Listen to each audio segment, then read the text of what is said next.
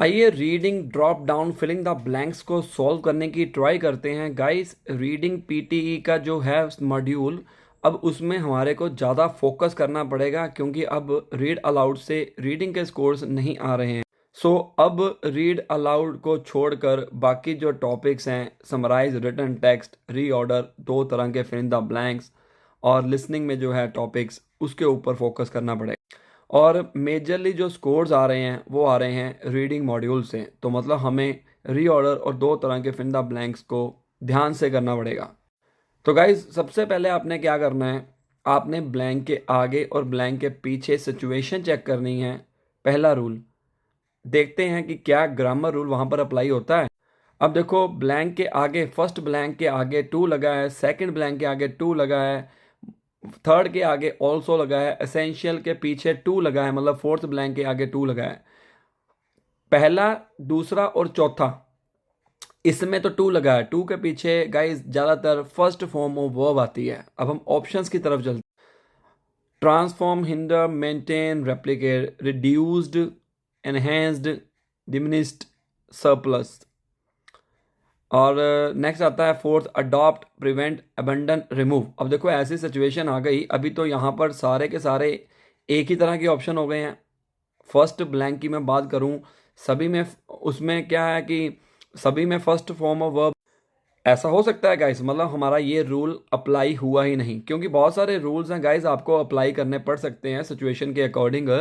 तो हमें ये रूल, ग्रामर रूल अप्लाई नहीं हुआ है। अब हमें सेकंड रूल क्या अपनाना है कि सिचुएशन को चेक करना है कि वो क्या कर रहे हैं। ऐसे वैसे कम चांसेस होते हैं कि वहाँ पर रूल अप्लाई ना हो, चारों के ब्लैंक के ऊपर रूल अप्लाई ना हो, ऐसा नहीं होता। एक दो 50% चांस होता ही है कि रूल अप्लाई होगा ही होगा ग्रामर के अकॉर्डिंग। बट एनीवेज हमें तो हर सिचुएशन को सॉल्व करना आना चाहिए।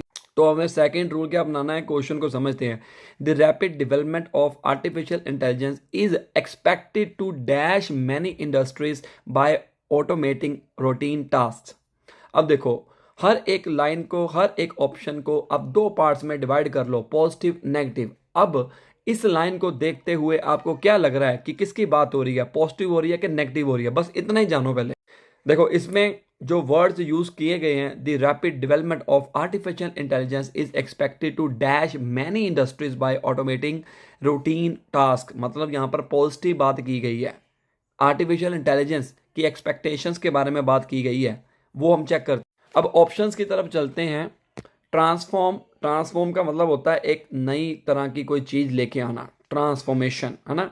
हिंडर नहीं पता, मेंटेन का हमें पता है, मेंटेन करना। रेप्लिकेट एक तरह का डुप्लीकेट बात होना, तो मतलब रेप्लिकेट और हिंडर में से कोई बनता नहीं है बात। और यहां पर हमें एक ऐसे वर्ड की जरूरत है जो इनोवेटिव हो। उसके रिलेटेड कौन सा वर्ड आया हमारे पास, ट्रांसफॉर्म।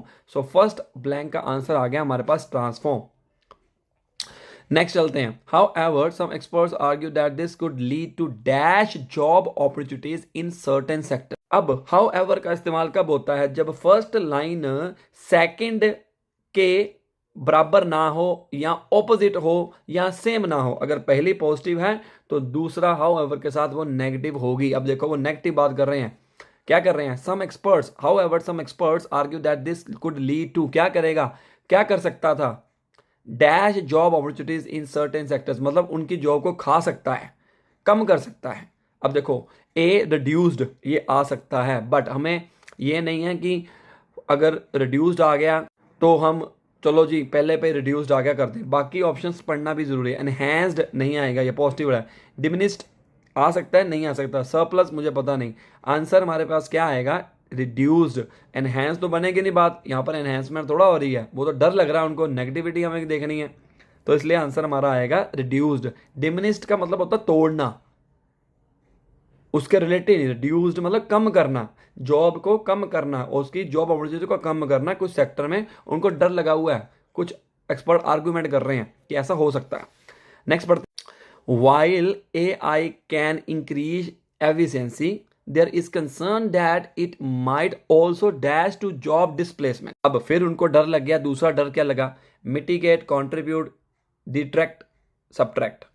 ठीक है, अब क्या आएगा, दिस इज कंसर्न। वो कहता है कि while AI can increase efficiency, भले ही एफिशिएंसी इंक्रीज कर सकता है AI, देयर इज कंसर्न, एक कंसर्न है that it might also dash to job displacement. Answer आएगा mitigate no, contribute yes, detract no, subtract no. Detract subtract का तो बना ही नहीं बात।